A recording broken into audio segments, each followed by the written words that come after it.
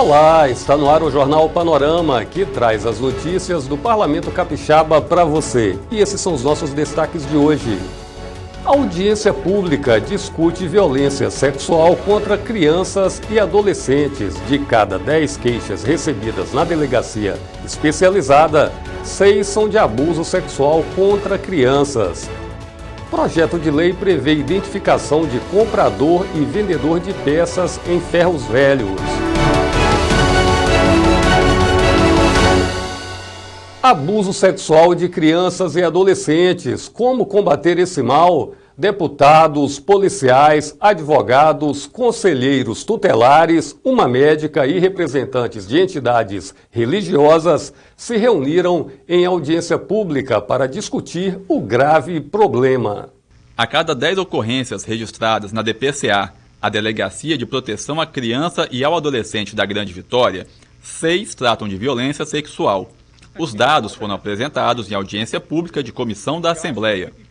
Dentre os caminhos citados para mudar essa realidade estão apoio aos conselhos tutelares, estruturação da rede de atendimento às vítimas de violência nos municípios, melhores condições de trabalho para os policiais civis e mais atenção às atribuições da família no cuidado dos jovens.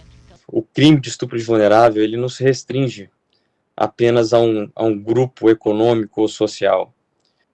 Mas chama a atenção nossa o fato que a absoluta maioria desses crimes sexuais, eles são praticados, são noticiados a nós da DPCA em locais periféricos da cidade.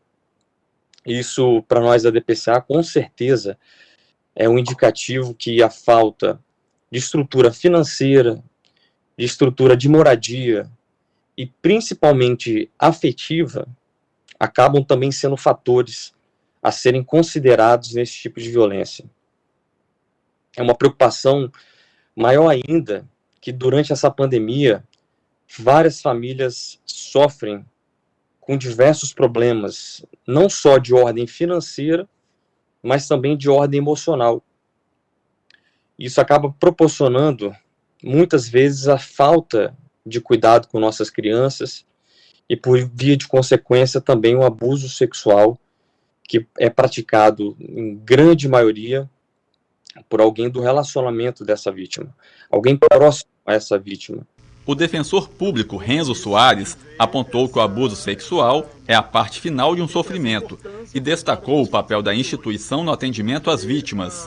Além da dor física e etc., o abuso sexual contra a criança, ele é algo que marca a vida inteira de uma criança, né? Isso é algo que a Defensoria Pública se preocupa muito, né? Até porque no aspecto criminal, a ação penal, ela é de competência exclusiva do Ministério Público e dentro do sistema de justiça, a função da Defensoria Pública não é a acusação em face de quem praticou esse ato, mas exatamente a proteção da criança e do adolescente.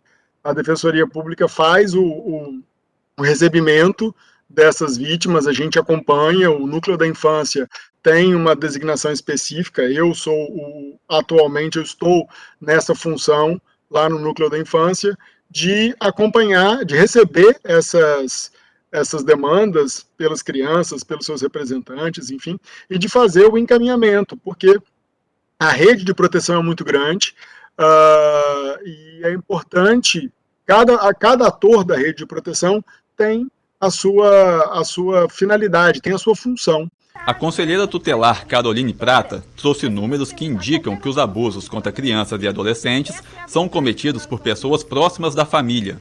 A gente tem dados do NUPREV, que é o Núcleo de Prevenção à Violência da Saúde de Vitória, sobre a questão da violência sexual, que são estarrecedores. Quase 70%, o último relatório do NUPREV é de 2019. Quase 70% dos casos de violência sexual foram acometidos por parentes de primeiro grau ou pessoas muito próximas à família. O padrasto, o vizinho, o padrinho, o pai, o avô.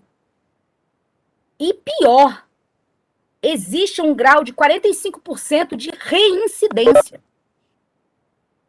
Então, assim, Nossas crianças são violentadas continuamente. E a gente precisa de estruturar as DPCAs para garantir a responsabilização criminal dessas pessoas, para tirar o agressor de dentro de casa.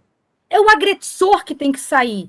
Não é a criança que tem que ir para o acolhimento institucional, ser novamente violentada, tirada do seu seio familiar e parar no acolhimento institucional porque o agressor está lá. A gente tem que tirar o agressor de dentro de casa. A gente tem que penalizar quem comete o crime. Para a advogada Ludmila Montebeller, é preciso colocar a família no centro do debate. Nós entendemos que a família precisa voltar a ocupar o papel a que a ela é destinado, né? Nós sabemos também que a família é a base da sociedade e isso também previsto constitucionalmente. E não à toa, né? Porque nós sabemos que à família é destinado o primeiro e o mais importante papel na formação de um cidadão para a nossa sociedade. O presidente da Comissão de Proteção à Criança e ao Adolescente fez um balanço sobre a audiência pública. Muitas sugestões foram dadas que certamente se tornarão indicações ou até mesmo projeto de lei. Mas é muito importante refrisar o que foi dito aqui pelo delegado Dr. Diego Bermon, da Delegacia de Proteção à Criança e Adolescente. Em cada 10 ocorrências, 6 são de violência sexual contra crianças e adolescentes. E olha que em 2019 e 2020 foram registradas quase 4.000 ocorrências. A Assembleia aprovou o projeto de decreto legislativo de autoria do deputado Ferraço, que suspendeu o fechamento de 27 comarcas no interior do estado. A medida restritiva estava prevista em resolução do Tribunal de Justiça, sob a alegação de reduzir gastos. O assunto teve ampla discussão na casa. Prefeitos e vereadores também se reuniram na Assembleia pedindo apoio dos deputados para sustar a medida, considerada lesiva aos municípios. E você, o que pensa sobre o assunto? O Plenário do Povo foi às ruas para ouvir a opinião do capixaba.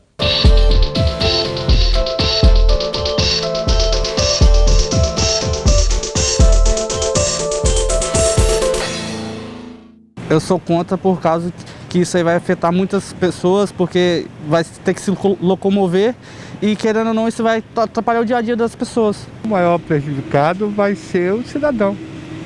Porque ele, como sou do interior, lá de montanha, então, quer dizer, já há uma dificuldade dos cidadãos que moram na zona rural até acesso à justiça. Então, você imagine ele ter que sair de montanha e, por exemplo, para São Mateus, né, o Pinheiros, ou até mesmo no Curici, que estamos falando de 20 e poucos quilômetros, mas o cidadão que realmente precisa de justiça, ele vai ter dificuldade de transporte, de locomoção. Fato é que a nossa justiça é extremamente morosa, inclusive eu sou advogada, eu melhor do que ninguém tenho conhecimento de causa para tal, mas acredito que essa decisão vai ser extremamente prejudicial para a população, né? Em detrimento, diante do que a gente já vive, da demora das decisões e ainda não tendo tribunais suficientes, né? A população, no geral, seria extremamente prejudicada. Já é difícil a gente se locomover hoje em dia, né, com essa questão dessas doenças, né, dessa Covid. Então, a gente, acho que quanto mais próximo nós estivermos das nossas casas, do nosso município, é melhor. Isso já está funcionando assim hoje, por que a gente deveria, né, fechar aquilo que você já tem e mudar para ir para outro município, para a gente ter mais dificuldade? Sou contrário a essa decisão, uma vez que vai aumentar a dificuldade de acesso à justiça dessas pessoas, né? Se houvesse uma fórmula de fazer isso em formato eletrônico, onde não fosse necessário a presença física, seria uma coisa legal. Agora, a partir do momento que você cria um instrumento que dificulta o acesso, aí realmente não tem como ser favorável a essa decisão. Já é difícil tendo no seu município quem demais se sair, né, se for agregado a outros municípios. Como um exemplo, eu vou dar que eu tenho parente, né, no interior, em Ecoporanga, que é bem distante, no norte do estado. Se acabar lá, vai para onde? Vai ter que vir em Colatina, por exemplo? Não sei, né? Então é totalmente, então tem que ser favorecer a população, não acabar, né, com as coisas que já é difícil. Então tem que favorecer, sou totalmente contra. Indicação do deputado Mameri ao governo do estado sugere capacitar profissionais de saúde para agilizar o diagnóstico e tratamento de pacientes com endometriose. A endometriose é uma doença crônica, muito disseminada e pouco diagnosticada. E nós sabemos que para fazermos um tratamento de alguma doença, precisamos de um diagnóstico correto.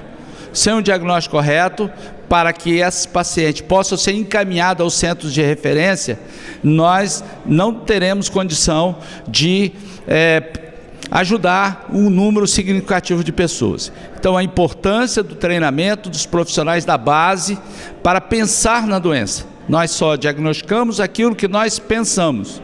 Então, ao pensar na doença, em cima dos seus sinais, dos seus sintomas, poder encaminhar para um centro de referência.